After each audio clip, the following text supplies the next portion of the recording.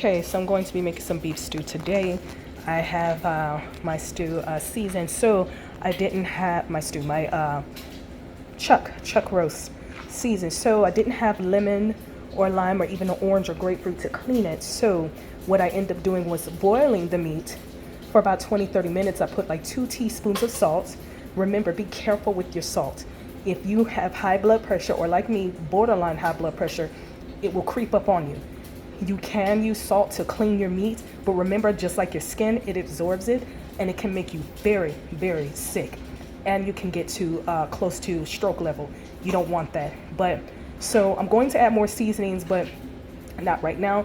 I have Tony Chachere on here, onion powder, garlic powder, lemon pepper, a little bit of chili powder. Over here, some additional seasonings with vegetables. So red bell pepper, green bell pepper, orange bell pepper, yellow bell pepper, green onion, a whole yellow or golden onion, garlic, ginger. I have some celery in here as well as some fennel.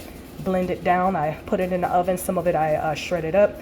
And what I'm going to do is take parts of this particular seasoning, add it to the meat. I also poked holes in here because I didn't have time to season, so that everything gets in. Those holes help. You can also, in these holes, put slivers of garlic in here, and that will also give it some maximum flavor. Okay.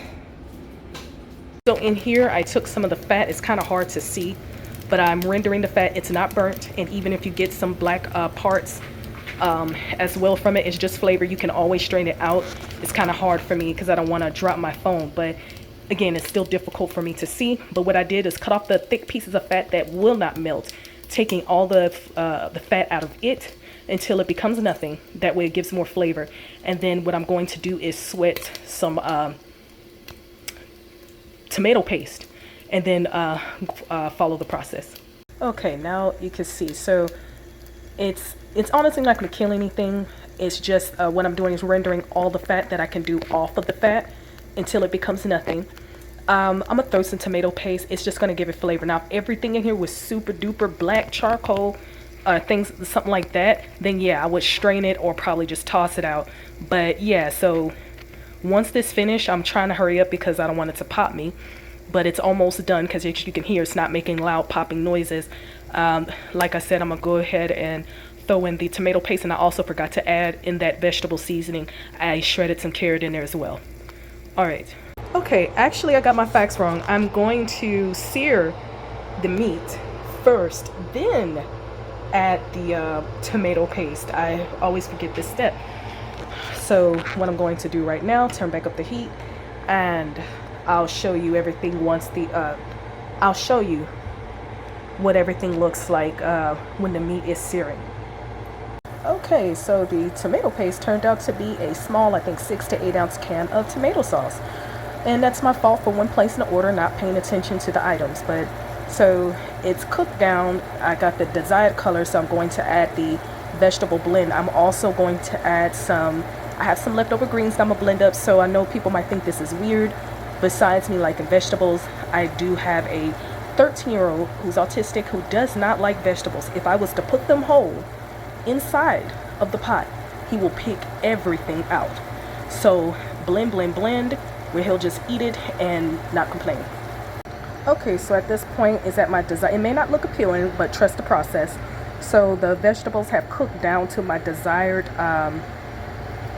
taste, I guess you could say. So at this point, you're going to add some beef broth, and then I will also add water because I don't have another container of beef broth. Okay, so this is what it looks like with the beef broth. I will add some more liquid to this.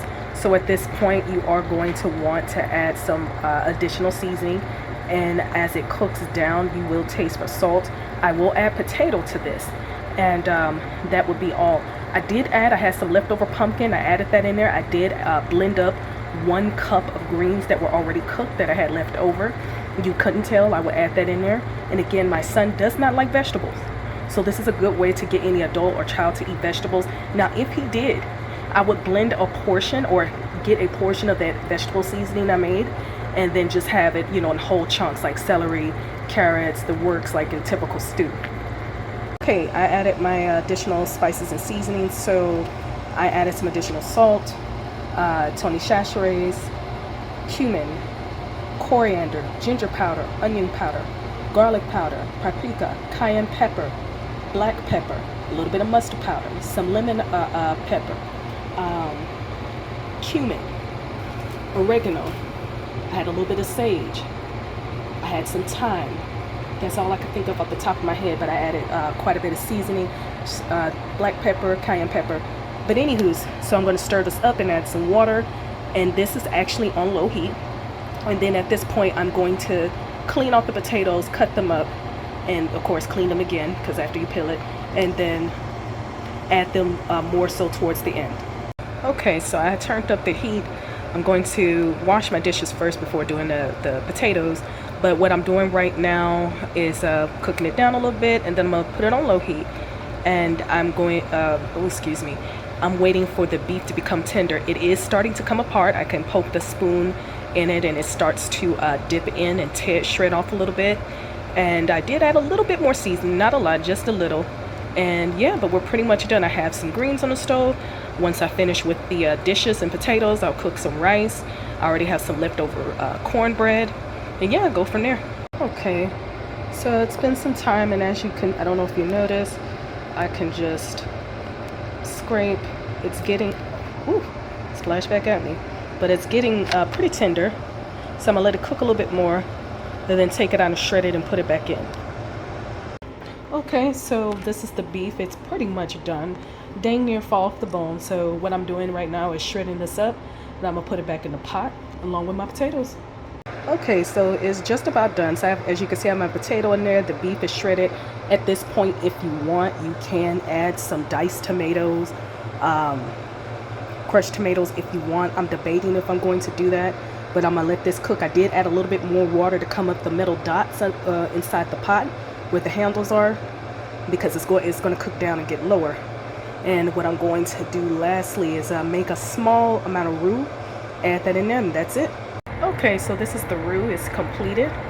And then I went ahead and gave in. I've added some diced tomatoes, so I'm about to pour in the roux now. Everything is pretty much done. It's just the potatoes need to cook a little bit longer. I had tested them earlier. And all right, I'll be back in a few minutes.